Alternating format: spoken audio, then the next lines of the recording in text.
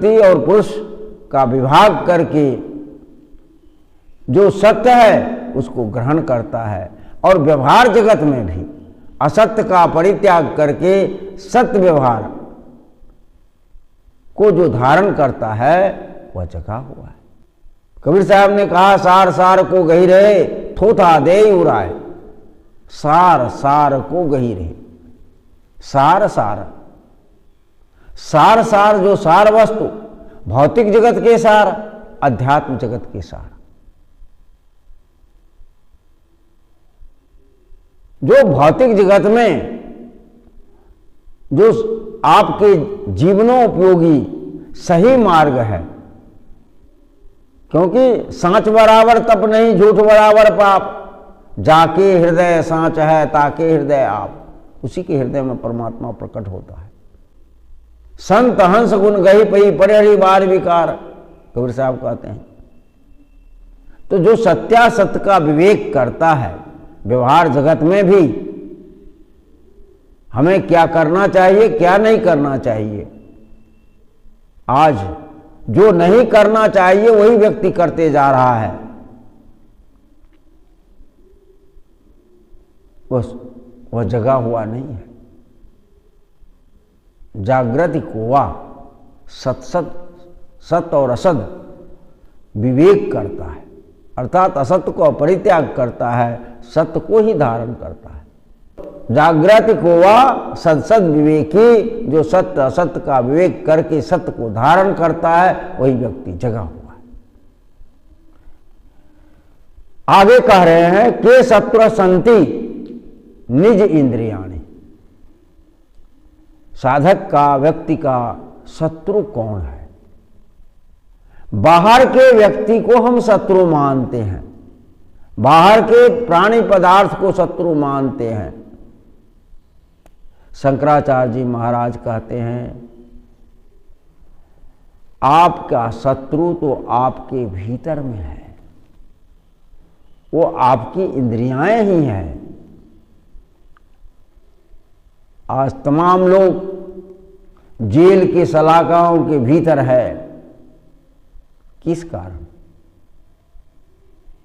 जिसका मन इंद्रिय स्ववश नहीं है,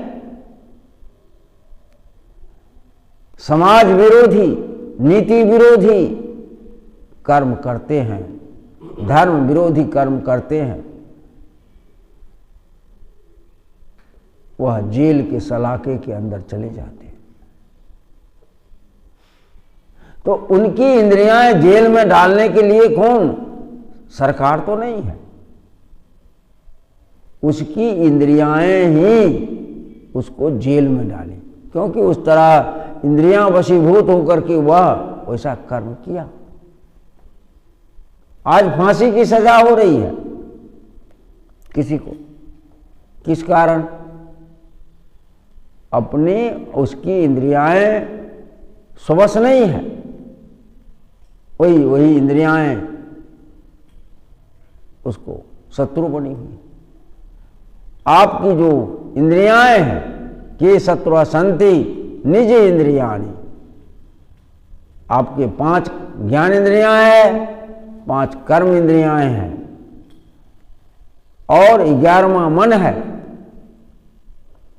यदि यह 5 कर्म इंद्रियां, 5 ज्ञान इंद्रियां, 11वां मन आपके स्ववश हो गया, तो वही आपका मित्रवत काम करने लगेगा।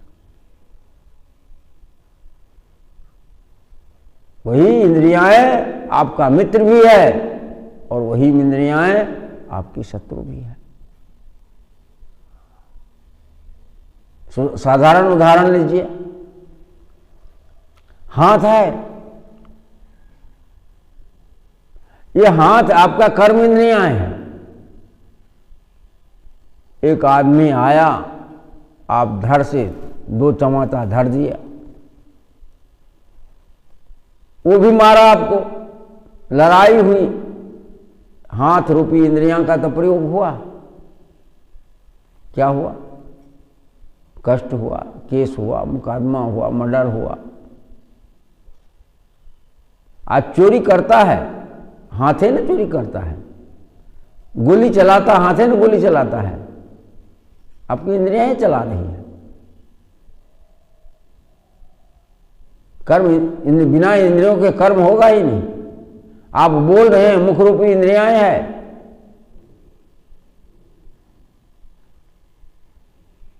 तो बिना इंद्रियों का आपका कर्म हो नहीं रहा है।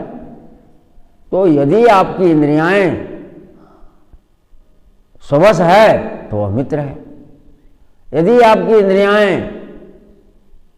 आप इंद्रियों को नहीं जीते हैं तो वह आपका शत्रु है। आप यही हाथ है, मार दिए, आपको मारा। और यही हाथ है, कोई गिर गया, आप उसको उठा दिए, हाथे से तो उठाए। इसी हाथ से आप किसी की सेवा कर दिए, बीमार आदमी है, पानी ला कर दिए, भोजन बना के दिए, सेवा तो हो रहा है, हाथ से ही हो रहा है।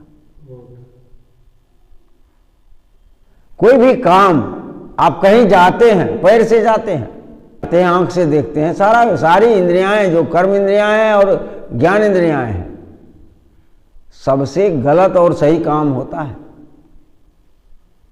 तो शंकराचार्य जी महाराज कहते हैं कि जब यही इंद्रियां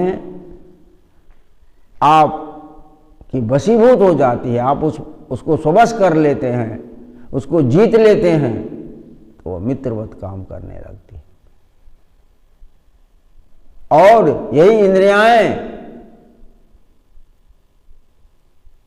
आपकी बस में नहीं होती, जैसे इंद्रियां भागती है, आप भागते हो तो जीवन पर्यंत दुख भोगते हो।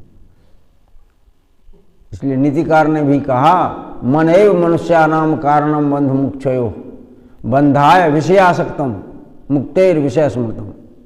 इस इंद्रियों के आगे का रथ का मालिक चलाने वाला बुद्धि है, और इंद्रिय रूपी घोड़े पर मन के लगाम को आप बुद्धि से, बुद्धि सारथी है, कस दिया तो वह स्ववश हो गया। और इंद्रिय रूपी घोड़ा बिगड़ा हुआ है, उस पर मन जो लगाम है उसको आप कसे नहीं, छोड़ दिए, जहां तहां दौड़ रहा है, अब वह आपका शत्रु बना हुआ है।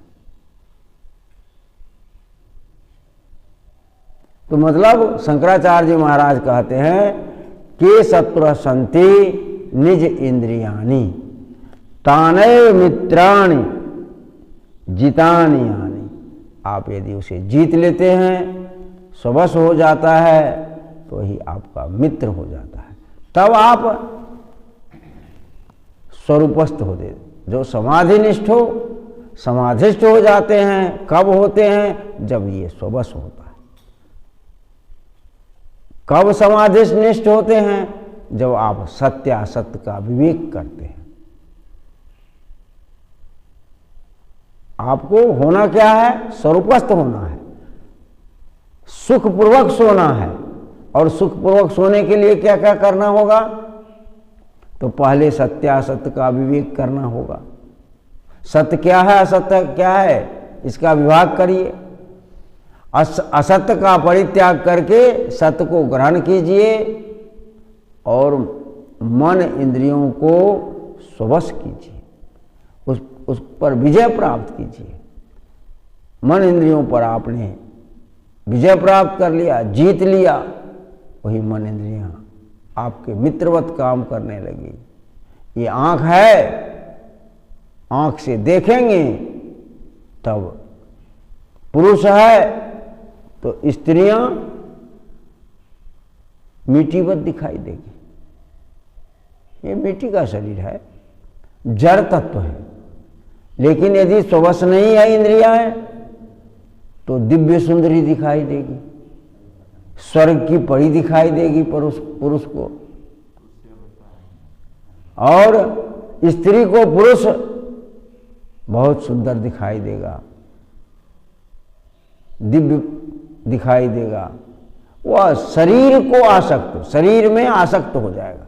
इंद्रियां इंद्रियों में आसक्त हो जाएगी। तो ये इंद्रियों को जब आप बस करेंगे, सारी इंद्रियां बस हो गई तो मित्रवत काम करने लगी। आप देखेंगे माता जा रही, बहुत करेंगे। नहीं तो आत्मवत सर्वभूतेषु ज पश्यति स पंडिता। ये जब इंद्रियां स्ववश हो जाएगी, आप स्वरूपस्थ हो जाएंगे, समाधि निष्ठ हो जाएंगे, तो जागृत अवस्था में जहां देखेंगे जित देखो तित प्राण हमारो, आपका ही प्राण, आपका ही स्वरूप, स्वस्वरूप को स्थित हो जाएंगे। तो वह जो सुख पूर्वक, परमानंद पूर्वक जो आप सोते हैं, कब? जब आपकी इंद्रियाएं स्ववश होगी, जब आप असत का परित्याग करके सत में निष्ठित हो जाएंगे, सत्यनिष्ठ हो जाएंगे, और तब आप परम शांति समाधि को प्राप्त करेंगे, स्वस्वरूप को प्राप्त करेंगे, परमानंद को प्राप्त करेंगे। यही शंकराचार्य जी इस श्लोक के माध्यम से कह रहे हैं। सीते सुखम कस्तु समाधि निष्ठो जागृति को वा सद सद विवेकी की सत्व संति निज इंद्रियाणि तानैव मित्राणि जितानि यानि। जो हम अपने इंद्रियों को जीत लेते हैं, मन स्ववश हो जाता है और असत्य का परित्याग करके सत्य में निष्ठ हो जाते हैं, तब चित्त की वृत्तियाँ निरुद्ध हो जाती है, और निरुद्ध अवस्था में चित्त की वृत्तियाँ स्वरूपस्थ को प्राप्त करके हम परम सुख को, परम शांति को, परमात्मा स्वरूप को प्राप्त करके आनंद पूर्वक इस संसार में सोए हुए हैं। यही शंकराचार्य जी इस श्लोक के माध्यम से कह रहे हैं। बोलिए सद्गुरु देव